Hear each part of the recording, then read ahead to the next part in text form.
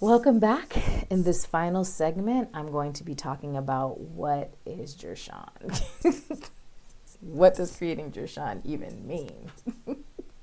So, Jershon is one of the cities in the Book of Mormon where the Nephites or the descendants of Nephi dwelt. The Nephites were a liberated nation of people who sought to live their religion without persecution or oppression. Jershon specifically became a place of refuge for people who had been converted to the gospel of Jesus Christ and or for those who no longer wanted to oppress others. From my parent coaching perspective, the neurological take on this is that Jershon was a land where people were living with ventral vagal activation, which I call heaven on earth. It's the highest level of living where your nervous system feels safe and you live fearlessly. Without going into great detail, the main characteristics of the people who lived there were they were distinguished for their zeal towards God. They were distinguished for their zeal towards men. They were perfectly honest and upright in all things. They were firm in the faith of Christ unto the end. They looked upon the shedding of the blood of their brethren with the greatest abhorrence. And whether you take that literally, like they did not kill, or figuratively, that they did not offend, that they didn't hurt the spirit or the minds of their brothers and sisters, that it is all the same. And they would even suffer death in the most aggravating manner before taking up the swords to fight back. They had laid down their weapons of war and were committed to peace. The most important factor for me is that they had learned that the traditions of their fathers were incorrect, and they laid those down too.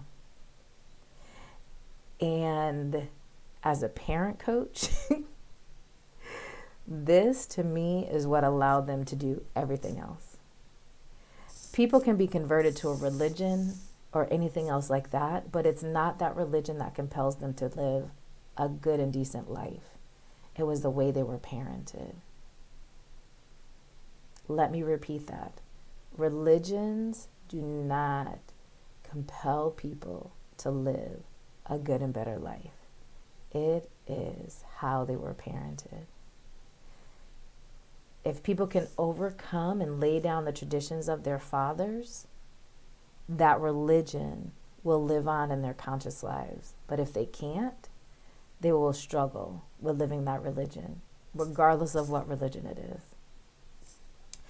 So Jershon, once it became a refuge for the people in this land, they lived in peace for decades. And compared to other lands in the Book of Mormon that experience what they call peace and prosperity, it would only last a few years, maybe like 1 to 5. So the question is now, how do you create it? Well, first of all, you have to honor, in my mind, you have to honor the parable of the Exceptional Samaritan, or what most Christians know as the Good Samaritan in Luke 10 from the Holy Bible, and understand the journey that took place. In very simple terms, there's this certain man who was wounded. There was a certain Samaritan that came along on his journey, took him to an inn, took care of him, and left him in the care of the host of the inn that he took him. He was only there for one night. But he did what he could in the space that he was there. And then he left money with the host of the inn so that the host could continue the care. And this is where I feel like the story of the Exceptional Samaritan, even though it ended in the Bible, it continues in the Book of Mormon with the people in the land of Jershon. Because once they were taught or converted to the gospel, and in my mind, that first step was laying down the tradition of their fathers. And because they had come through some things, they had a greater perspective of a lot of things. They were able to extend mercy because they had been extended mercy. And how they were given that mercy really matters. So going back to the parable of the Exceptional Samaritan, it wasn't just that the Samaritan picked up this person and helped them for one night. They were committed to their continued care, and even had said to the host of the inn when he left the money with him that he would pay him whatever else he would need to spend when he returned. And so that takes a lot of trust to exist between the Samaritan and the innkeeper. And I think about all the trust that was extended to the people of Jershon when other people were sent to them to meet their needs. And it talks about how when the people of Jershon received those that were sent, that they didn't just meet their needs, but they met their wants. And the reason why the people were able to meet their wants and their needs is because the people of Jershon themselves were being protected. And in the scriptures, in the Book of Mormon, the phrase that they use is the assurance of protection. So as long as the people of Jershon were able to live in their land of liberty and peace, they were able to extend that love and support to others so that they too could get to that place of living with ventral vagal activation, live in heaven on earth. And so this is so exciting to me because I know it can be duplicated. It requires funding and it requires people. And that's what I'm looking for. My goal is $5,000. I mentioned it earlier. Actually, right now it's $4,375 because we have collected $625 thus far. If you are able to participate in contributing to creating Jershon, creating that environment of loving people who can receive and help others, lay down the traditions of their fathers, please consider contributing. If you're not in a financial place to contribute, then perhaps you'll consider becoming a parent coach. To me, the people of Jershon were parent coaches. They received these people. They taught them of the incorrect traditions of their fathers. They helped them get to a ventral vagal activated state of living. And they were able to perpetuate this through their own generations of people. That's why I said this land lasted for decades in peace. And that is incredible compared to the rest of the Book of Mormon. And so if you're interested in becoming a parent coach or in any of the other components of what I'm launching, that would be great. The Emancipated Parenting Coach is a small component to the larger New Emancipation Proclamation.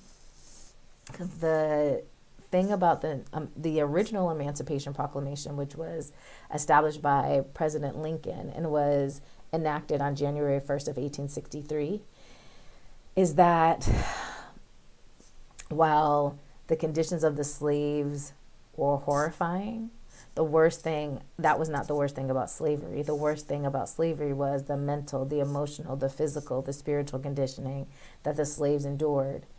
That still is being perpetuated today. But not only did the slave masters exact their oppressive nature on their slaves, they also enacted it on their families.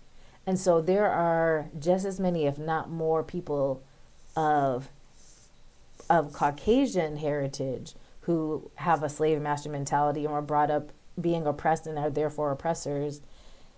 There are people of color, of African descent, who have the same type of mentality. And so my goal is to heal all nations, to bring about a healing of all nations, a coming together of all people, to understand our heritage, understand the traditions of our fathers, why they did the things they did, and lay those traditions down where they do not fit any longer. And so I'm asking for your help. I can't do this alone. I know I'm not supposed to do it alone. God already told me that it was going to be community funded. And so I'm reaching out to you as my community, as my community that I may not even know yet. I'm looking for all people of goodwill who desire to see the world in a better place. If you're interested in a parent coaching preview, all of the levels of investment in this project have a return on investment.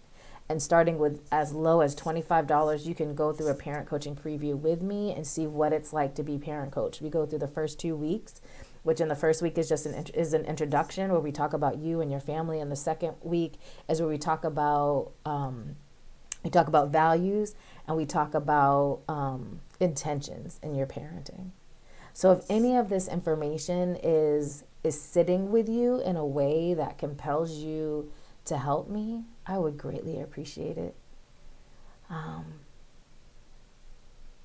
That is all my spirit is saying for right now. There is so much, it's because there's so much more I could say. And this video is already 10 minutes long and I don't want it to go any further. If you have any questions about anything that I've said, please reach out to me. Please comment. Please know that everything that I've said literally is coming from a place of love. It is not coming from a place of judgment. There's no shame, no blame. We are doing the very best we can with the education we have and the circumstances we are all living under. I truly believe that. And when we know better, we do better. This is an invitation for you to know better so you can do better. And if you can't do better with me, then help me to do better for somebody else. Help me to help others and all the ways that are needed. I say I love you. Enjoy creating your amazing day, and thank you again for your time. Peace.